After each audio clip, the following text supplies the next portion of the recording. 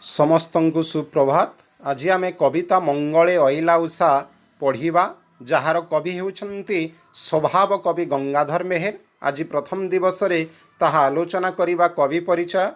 ଏଇଟା ରାମାୟଣର ବିଷୟବସ୍ତୁ ଉପରେ ଆଧାରିତ। ଦେଖିପାରୁଥିବ ଫଟୋଚିତ୍ର।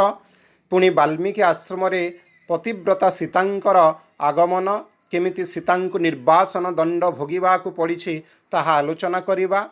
ଏହି କଥାବସ୍ତୁ ଦେଖ ବାଲ୍ମୀକି ରାମାୟଣର ଉତ୍ତରାକାଣ୍ଡ, କାଳିଦାସଙ୍କ ରଘୁବଂଶ, ଭବଭୂତିଙ୍କର ଉତ୍ତର ରାମଚରିତ ଓ ବଳରାମ ଦାସଙ୍କ ଦାଣ୍ଡି ରାମାୟଣର ସୀତା ବନବାସର କଥା। ଏମିତିକି ସଂସ୍କୃତି ବିଜଡ଼ିତ ଭାରତୀୟ ତପୋବନ ଆଦର୍ଶ ଓ ଭାରତୀୟ ନାରୀର ଉଚ୍ଚାଦର୍ଶ ପ୍ରକଟନ କରେ ଏହି ପୁସ୍ତକଟି। ଆମେ ଦେଖିବା ଏହି କଥାବସ୍ତୁର ଆଧାରରେ କେମିତି ସ୍ୱଭାବ କବି ଗଙ୍ଗାଧର ମେହେର ରଚନା କରିଥିଲେ ଓଡ଼ିଆ ଭାଷାରେ ତପସ୍ୱିନୀ କାବ୍ୟ, ତାହା ମଧ୍ୟ ଆମେ ଆଲୋଚନା କରିବା। ଗଙ୍ଗାଧର ମେହେରଙ୍କ ବିଷୟରେ ଦେଖ, ଯେତେବେଳେ ଓଡ଼ିଆ ଭାଷା ସଙ୍କଟ ଦେଇ ଗତି କରୁଥିଲା, ସେହି ସମୟରେ ବରପୁତ୍ରଙ୍କର ଲାଭ ହୋଇଥିଲା ଉତ୍କଳରେ ଏବଂ ସେ ଜନ୍ମ ଗ୍ରହଣ କରିକି ଓଡ଼ିଆ ଭାଷା ସୁରକ୍ଷାର କର୍ଣ୍ଣଧାର ରୂପେ ବହୁ କାମ କରିଥିଲେ।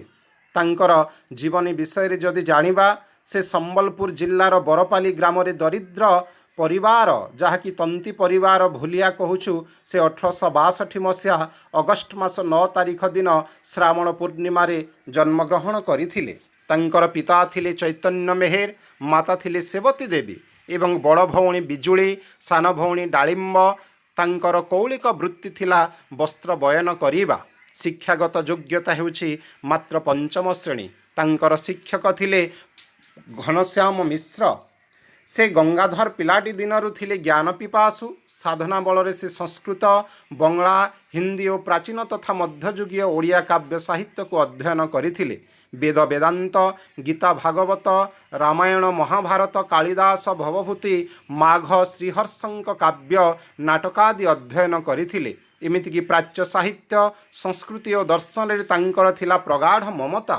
ନିଜର ବ୍ୟକ୍ତିତ୍ୱ, ଅଧ୍ୟବସାୟ ଓ ଆଦର୍ଶ ଦ୍ୱାରା ଯୁଗପଥ ତନ୍ତ୍ରଚର୍ଚ୍ଚା ସଙ୍ଗେ ଗ୍ରନ୍ଥଚର୍ଚ୍ଚା କରି ସେ ଯେଉଁ ଅମର କୀର୍ତ୍ତି ଓଡ଼ିଆ ସାହିତ୍ୟରେ ରଖିଗଲେ, ତାର ପଟାନ୍ତର ନାହିଁ।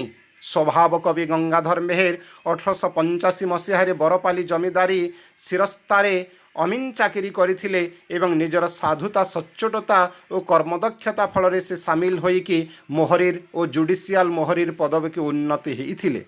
ମାତ୍ର 55 ବର୍ଷ ବୟସରେ 1917 ମସିହାରେ ସେ ଅବସର ଗ୍ରହଣ କରିଥିଲେ।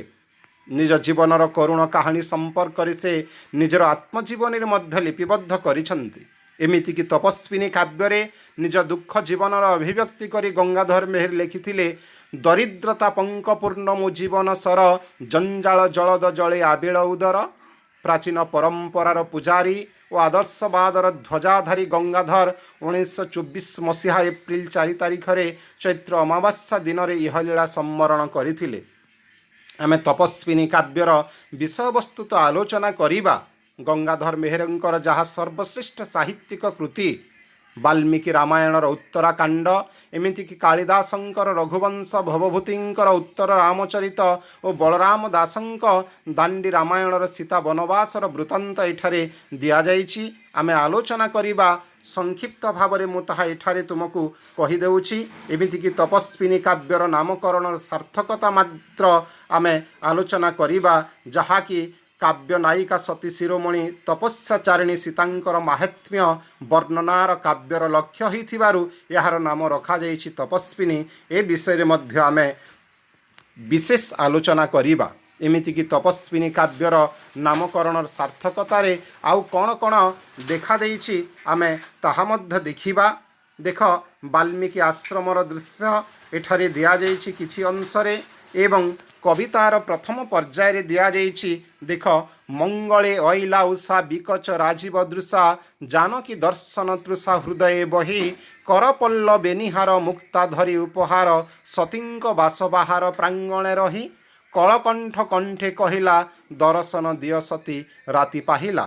ମା ସତୀ ସୀତାଙ୍କୁ ଦେଖିବା ପାଇଁ କେମିତି ଏକ ମଙ୍ଗଳମୟ ମୁହୂର୍ତ୍ତରେ ଉଷାର ଆଗମନ ହୋଇଛି, ତାହା ଏଠାରେ ଆମେ ଆଲୋଚନା କରିବା। कठिन शब्दार्थ मध्य दिया जाइछि आमे गूगल मीट क्लास रे आलोचना करिबा एमिति कि अलंकार विषय रे तुमको देखै दिया जीव से दरिद्रता पंकपूर्ण मो जीवन सर जंजाल जलद जले आबिल उदर केमिति रूपक अलंकार रे लेखा जाइछि ताहा मध्य आलोचना करिबा एही प्रकार रे आमे कविता को आगकू नेबा एवं तार द्वितीय दिवस रे पुणी आलोचना करिबा परवर्ती पर्याय गुड़िक धन्यवाद।